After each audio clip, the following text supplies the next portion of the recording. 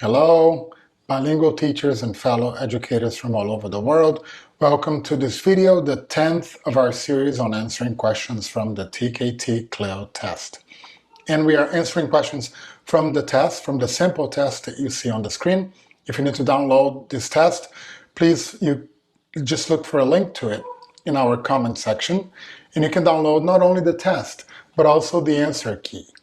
And while you're there, while you're going down and looking for the comment section, don't forget to subscribe to our channel and to like this video to give us some feedback. And you can also make a comment if you wish to. So let's move straight into practice number 10. So this means that we are going over the 10th task in the TKT CLIL test, in this particular test, which includes 7 questions. And this is the second task of the third section of the test, which we will cover in a little bit. So let's read the question and see what it is about.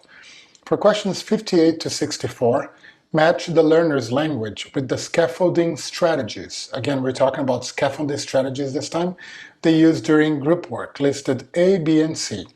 Mark the correct letter A, B, or C on your answer sheet, and you will need to use some of the options more than once. So let's go to letters A, B, and C and see what the scaffolding strategies are all about. So we have here A, giving positive feedback. B, breaking a task down into steps. C, reminding the group of the aim of a task. And we're going to match these not to what the teacher is doing, but to what students are doing. How do we know what they're doing? By what they say. So from 58 to 64, these are the questions. We have different samples of learners' language. So we have to understand what learners are saying and try to find out which strategy they're implementing or using. So before we answer the question itself, let's look at what specifically this question is about. So this part of the test, or this section, is titled Lesson Delivery, and it is about lesson delivery. And it includes 3 tasks and a total of 20 questions. So this particular task has 7 of the 20. And the tasks include matching and multiple choice. We know that this is a matching type question.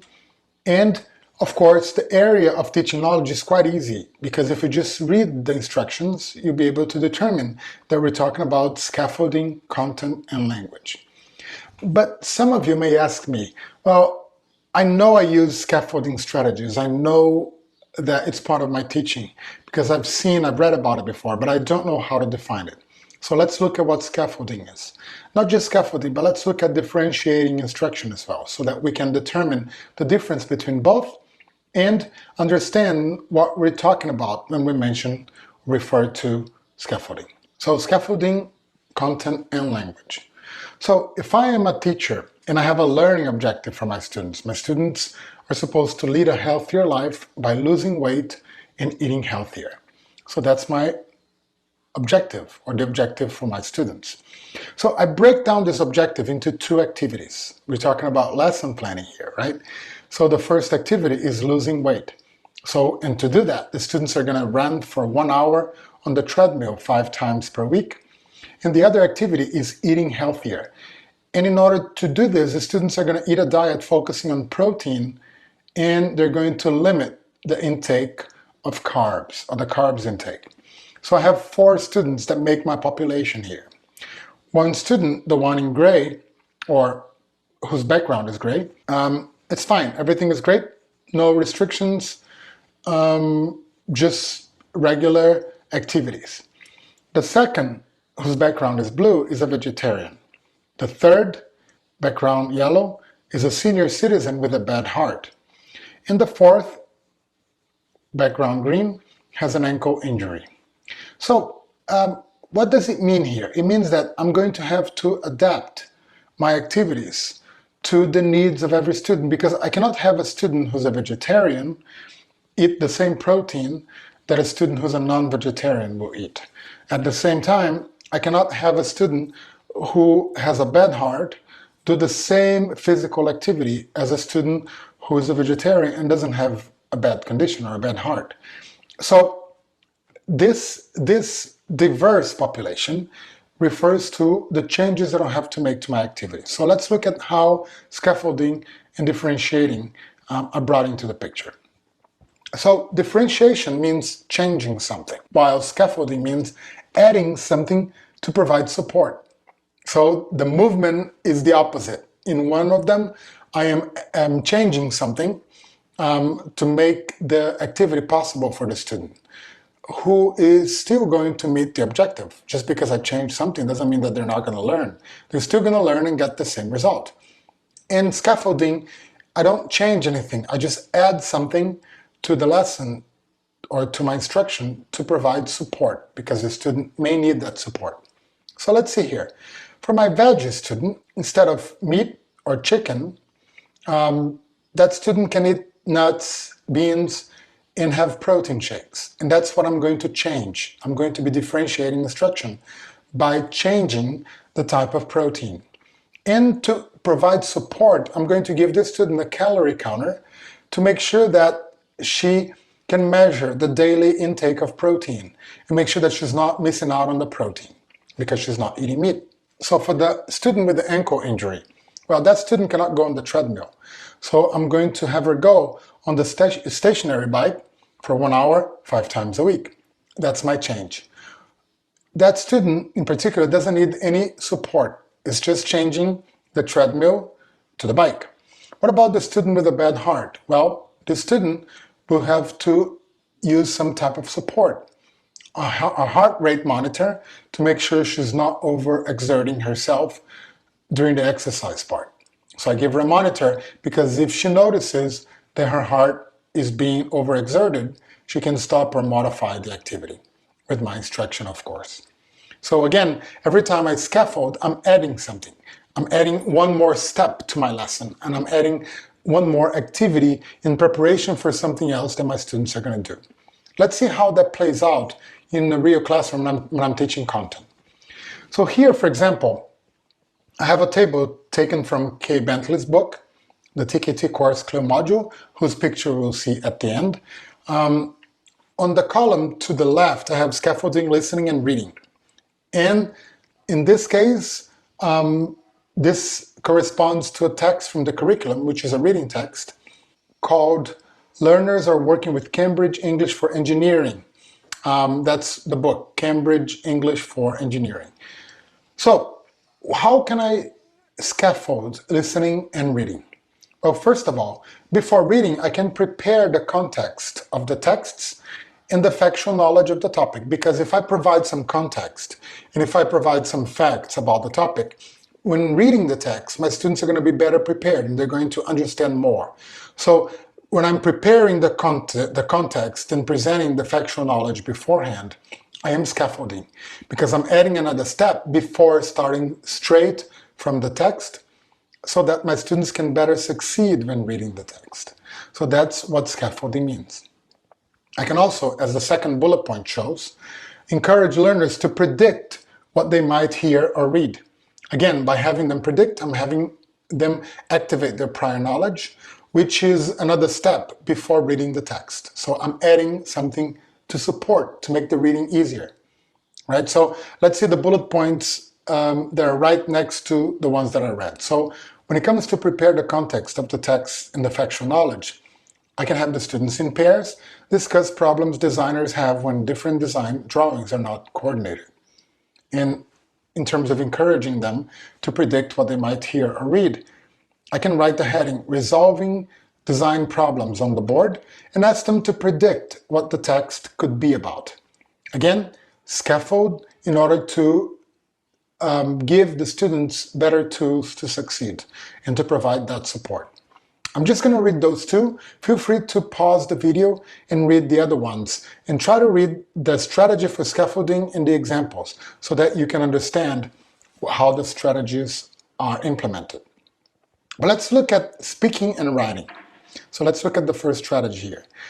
If I'm going to have the students talk about what's going to be said or written as a scaffolding strategy, and they're going to be doing this talking before they write something. So how can I do that? Well, I can tell learners about how we can define and classify parts of a machine. So I can talk about it because by talking about it, I'm preloading vocabulary that they're going to be needing for the writing, or some structures and even sentences that they can take notes of and use. And I can also provide listening and reading models before speaking and writing. So before I ask them to write something, I show them a text about computer organization.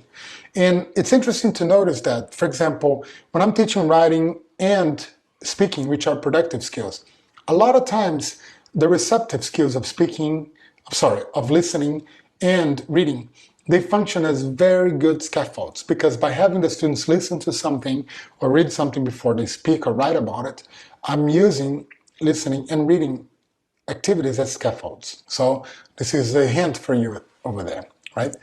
Well, so let's see what the question is about. So we have here learner's language. Now we're going to read this. The first thing we have to do with the data is decide which criteria we'll use to sort it into different columns. 59. The weather map we've drawn should really help us with our homework. 60. We need to work out the fractions without using a calculator. 61. So the idea is to find out which material is the strongest, okay? 62. Right, we must make sure we've saved our results on the spreadsheet before we go on. 63. Come on, what we have to do is identify the healthiest food, not the 3 healthiest foods. 64. The pie chart's accurate, but you need to add a title. So that's learner's language. So we have to match 58 through 64 to A, B, or C. So is each example an example of giving positive feedback, breaking a task down into steps, reminding the group of the aim of a task? So again, the task is to match language to scaffolding strategies. And the best strategy here is analyze the language, what the students are saying, and determine the goal. What's the goal? Like what are they going to do actually? That's the goal. And then let's match this goal with one of the strategies. And in fact, this should be really straightforward. So for example here, 58, pay attention to what the student is saying. The first thing we have to do with the data is decide which criteria we'll use to sort it into different columns. So we have 2 actions they're going to do. First, the first thing we need to do is, because there's probably a second thing, a third thing. So those are steps. So what the students are referring to here, they're referring to the fact that they're going to need to break a task down into steps. That's what they're doing. They're breaking it down because they know what they need to do first, what they need to do second, what they need to do third. So 58, B. 59. The weather map we've drawn should really help us with our homework. Well, that's an example of giving positive feedback because they've drawn a map before and they're speaking of the map in a very positive manner. The map we've drawn should really help us with our homework. So positive feedback to the group. So that's A. 60. We need to work out the fractions without using a calculator. Well, that's not feedback, and that's not breaking anything into steps, but that's definitely reminding the group, of the aim of a task. So maybe one person in the group showed or expressed doubts about what to do. So the other member said, we need to work out the fractions without using a calculator, not with a calculator. So 60, C. 61. So the idea is to find out which material is the strongest, okay? Again, aim. The idea is to find out the objective, the goal. 61, C, because it's talking about the objective. There's nothing referring to steps. There's nothing referring to feedback. There's nothing positive being said here. Right, we must make sure we've saved our results on the spreadsheet before we go on. First, save results, then move on. So step 1, step 2, and there's probably other steps. So every time we hear before and after the first, the second thing, it's probably referring to steps. So number 62, B, breaking a task down into steps. 63, come on. What we have to do is to identify the healthiest food, not the 3 healthiest foods. Again, not breaking down into steps. There's no first or second, before and after. This is not a positive example of feedback. That's definitely letter C, reminding the group of the aim of a task. What we have to do is identify the healthiest food, not the 3 healthiest ones. And 64, The pie chart's accurate, but you need to add a title. There you go. That's positive feedback. It's accurate. You just need a title. So that's A, giving positive feedback. This is really straightforward. Just analyze the language and understand what the students are doing and see which of the strategies matches their language the best. We were lucky that these are very straightforward in this sense, and I hope that I haven't gone too far and that you've been able to understand how to solve this. If not, leave a comment down below and I'll make sure to address your issue if you have one. Okay, so thank you for joining us through answering this question. I'm just going to leave the two resources that I always recommend because they're very good for preparing for the TKT CLIL test. Remember that the second one can be downloaded on the Cambridge website and you will find the link down below. Remember, while you're looking for the link down below, subscribe to the channel or give us a like, a thumbs up to help our channel. And don't forget to check out the videos that we suggested you watch at the end. And see you in the next video.